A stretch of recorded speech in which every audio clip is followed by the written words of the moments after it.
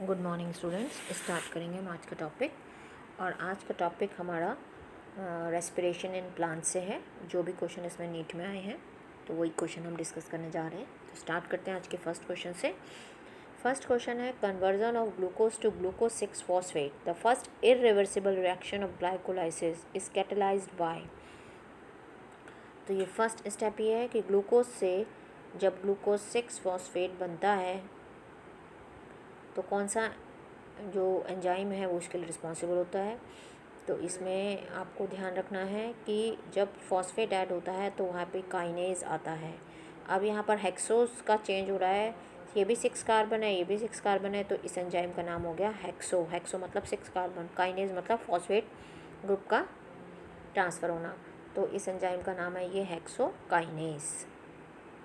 Next, what is the role of NAD in cellular respiration. NAD क्या करता है? जो ये NAD है ये इलेक्ट्रॉन कैरियर भी है, और जब हम देखते हैं कि ETS में जाता है तो वहाँ पर ATP की फॉर्मेशन करता है। तो इसके ऑप्शन देख लेते हैं। Function as an enzyme, function as an electron carrier, ठीक है, and function it is a nucleotide source for 80% है, ये भी ठीक है। तो इसका B और C दोनों ऑप्शन करेक्ट है। नीट 2018 का क्वेश्चन है ये। Next question, in glycolysis during oxidation electrons are removed by. कौन इलेक्ट्रॉन? अभी हमने पढ़ा कैरियर NAD, तो ये NAD हमको दिख रहा है सामने ही, NAD प्लस, तो ये इसका ऑप्शन करेक्ट ऑप्शन हो गया। और ये जो फर्स्ट वाला क्वेश्चन था, ये फर्स्ट वाला क्वेश्चन 2019 का क्वेश्चन है, ये हेक्सोकाइनेज वाला, ये 2019 में आया है, 2018 का क्वेश्चन है। नेक्स्ट क्वेश्चन की तरफ आगे बढ़ते हैं। At the end of glycolysis 6 carbon compound ultimately changes into. हमने ग्लाइकोलाइसिस पढ़ा है पूरा कि ग्लाइकोलाइसिस से जो कि 6 कार्बन कंपाउंड है उससे बनते हैं 2 molecules of 3 carbon compound pyruvic acid. 2 molecules of 3 carbon compound pyruvic acid या पायरुवेट बनता है। तो इसका जो प्रोडक्ट बनता है वो 2 मॉलिक्यूल्स 3 कार्बन पायरुविक एसिड, ठीक है। तो इसका ये ऑप्शन पायरुविक एसिड सही है। Next question, the first phase in the break down of glucose in animal cell is. First phase क्या है? अभी हमने पढ़ा, break down of glucose pyruvic acid बनता है कौन सी प्रोसेस में? ग्लाइकोलाइसिस में। तो इसका ये ऑप्शन ग्लाइकोलाइसिस करेक्ट ऑप्शन है।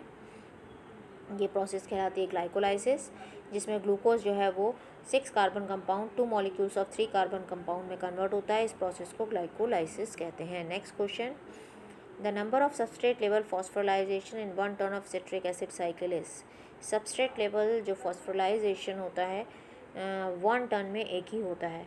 जब सक्सिनिल को एंजाइम वहाँ पर सक्सिनिल एसिड जो होता है वहाँ पर जो चेंजेस आते हैं तो वहाँ पर एनर्जी रिलीज़ होती है जो GTP को GTP में या ADP को ATP में डायरेक्टली कन्वर्ट करती है। तो इसमें इसका ऑप्शन हो गया 1 टर्न में। अगर ये बोलता कि कितना होता है तो पर टर्न 2 बार साइकिल कंटिन्यू होती, तो क्योंकि 2 पायरुविक एसिड बने हैं तो 2 बनता, पर एक टर्न में पूछ रहा है तो 1, ठीक है। Next question, where is respiratory electron transport system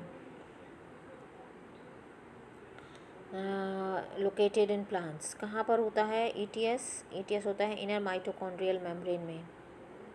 तो ये देखिए इसका थर्ड ऑप्शन करेक्ट है। डायरेक्ट क्वेश्चन हैं ये, इनर माइटोकॉन्ड्रियल मेम्ब्रेन, उड़ीसा में नीट 2019 में आए क्वेश्चन। Next question, which of these statement is incorrect. कौन सा स्टेटमेंट इनकरेक्ट है? Enzyme of TC cycle are present in mitochondrial matrix, ठीक है। Glycolysis occur in cytosol, cytosol मतलब साइटोप्लाज्म, ठीक है। Glycolysis operate as long as it is supplied with NAD that can pick up by hydrogen atom, ठीक है। Next, oxidative phosphorylation takes place in outer mitochondrial में, नहीं outer में नहीं होता, इनर में होता है। सो इसका ये फोर्थ ऑप्शन जो है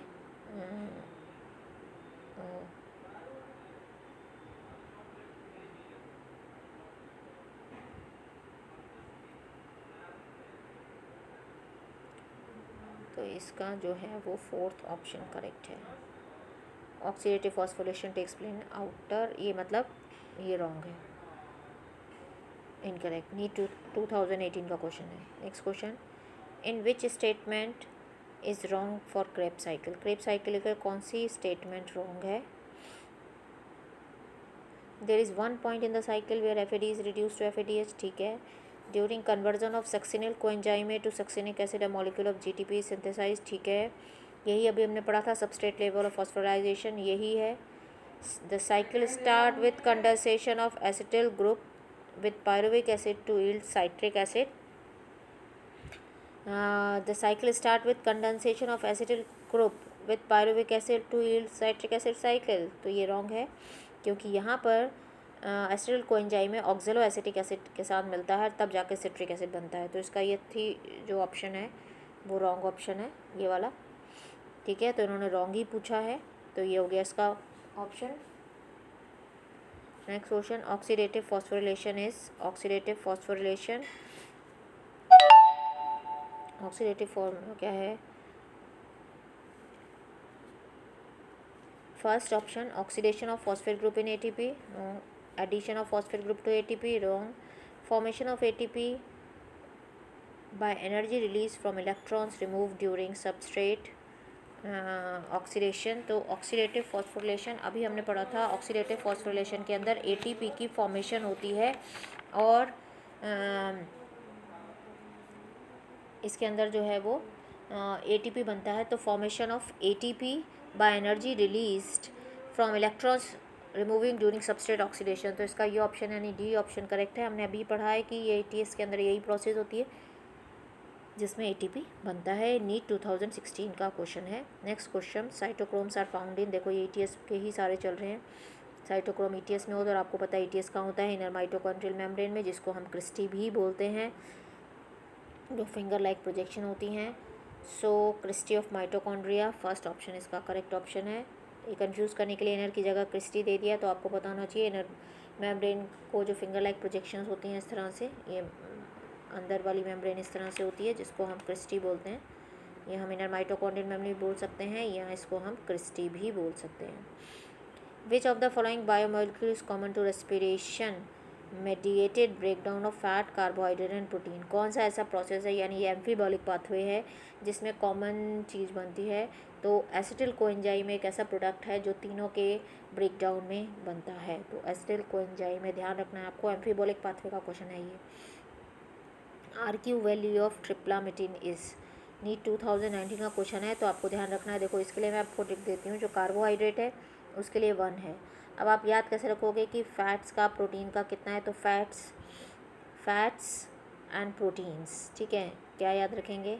प्रोटीन्स, एन आ रहा है, मीन्स 9, तो 0.09 तो प्रोटीन का है, और फैट्स का 0.9 तो इसका है, 0.09 नहीं सॉरी 0.9 तो है प्रोटीन्स का, और 0.7 है फैट का। तो 0.7 ट्रिप्लामेटिन क्या है? फैट है, तो 0.7 फैट्स में एस से आ रहा है 0.7, तो इसका फैट पूछ रहा है ये, तो 0.7। अगर प्रोटीन्स पूछता तो 0.9, प्रोटीन्स एन से याद रखो 9, और फैट्स से याद रखो 7।